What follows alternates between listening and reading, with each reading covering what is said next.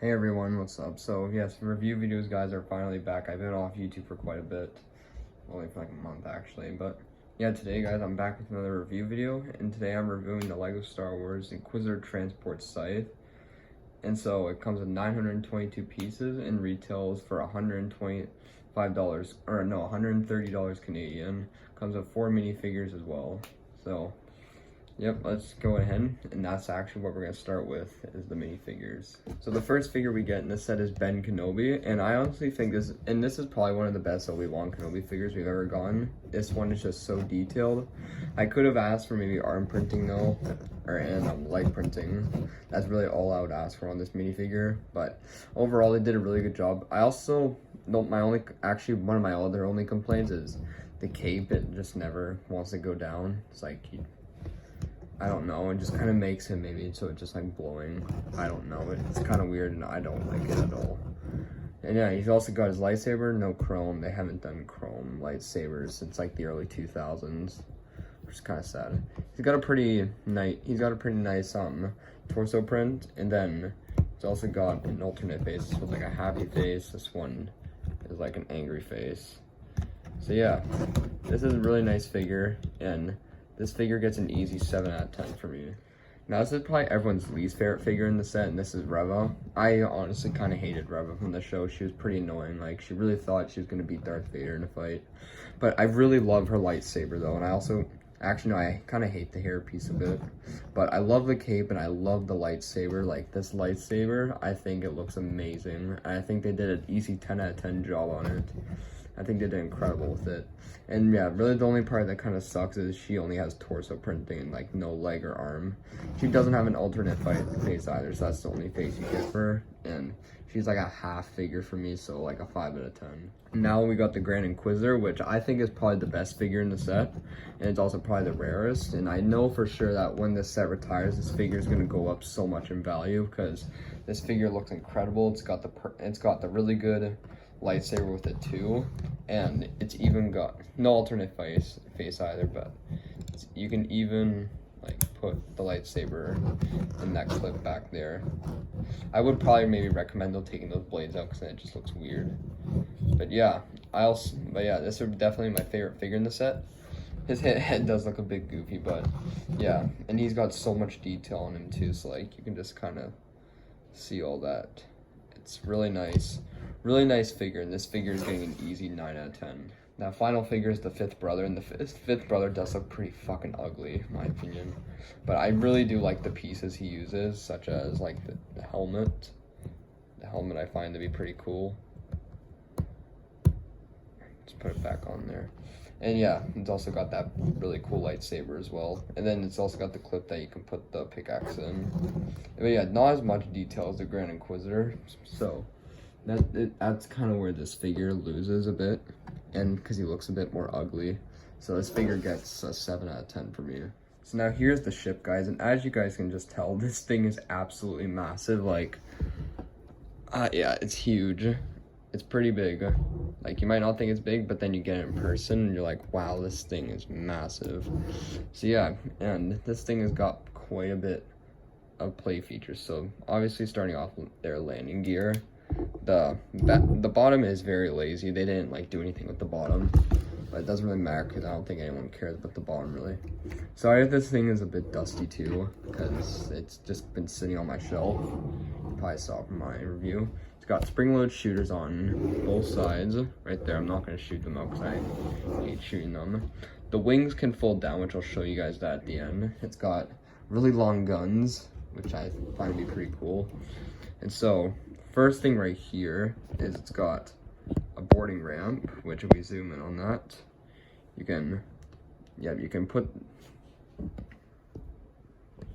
down this board right here, and then flip this part up here to allow the Inquisitors to walk up into the ship, but sadly they can't fit, so it's got to be up to your imagination, I guess. And you better make sure you close the top one first, because if you don't, then the first one's just gonna like kind of do that. So you gotta close the top one first. And that's not where it ends. You also got an opening cockpit here. You can you can open up the cockpit, and inside, as you can see, you will have a boarding or a seat for the driver to drive in. So you can we'll put Reva there. And I also love this piece. This piece looks amazing. So it's got a really nice seat too. Oh yeah, you gotta put the arms have to be down for some reason, which is kind of stupid. So yeah, you can put it there, and then you can't really see her actually. No, you can't see her at all. So I don't even bother putting figures in the set, or like in the build of the set. Put the wings down for this, because that's not where it ends. You can also now flip that up, this down, and then take these whole things apart. And this is what you got. You got a whole interior space to put your figure, or put your Inquisitors in. You got 2 more seats at the back. You got 2 more seats at the behind Reva to put figures in. But their arms have kind of got to be up a bit. So yeah, you can just put the 5th brother there, and then put the Grand Inquisitor right there. His cape though kind of has to. So I'll just put it there. And you're probably wondering, why are there like 2 studs there? You might think that's for Obi-Wan Kenobi. No, it's not for Obi-Wan Kenobi. It's actually to take the lightsaber blades from the lightsabers. You can just put them on these studs, just until there's something that can hold them, which is very helpful. So it could take a while, but right there. And yeah, this then you can just, oh wait, that's kind of falling apart a bit. I don't know, that's just my dog. Yeah, and then you can just close it up like that, and that actually sounded pretty satisfying. So now, and then also if you really wanted to, you could put Ben Kenobi in there if you fit. Yeah, he'll fit. You just have to put his lightsaber down a bit. Yep, he fits. Great. That's a good thing. And then it's also got lots of computers, and then even a hallway right there. So yeah, you can just close it up, and then there you go. The figures are now inside. Now probably the part you guys have been wondering the most. What does it look like with the wings folded down? I'm gonna have to pick up the camera for this. There it is. That's what it looks like with its wings down, and it looks really cool. Really, really cool. I love it with the wings down. You can just swoosh it around. Very swooshable. The set is it's very strong. It's very strongly built too. And probably the final thing I wanted to mention that I think looks pretty cool are these thrusters. I think they're pretty cool as well.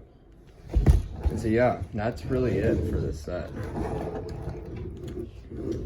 So yeah, now I'm gonna take out the figures and I'll give you guys my final thoughts. Overall, I just think this is a perfect LEGO Star Wars set. It's getting a 10 out of 10 for me. I love this set so much.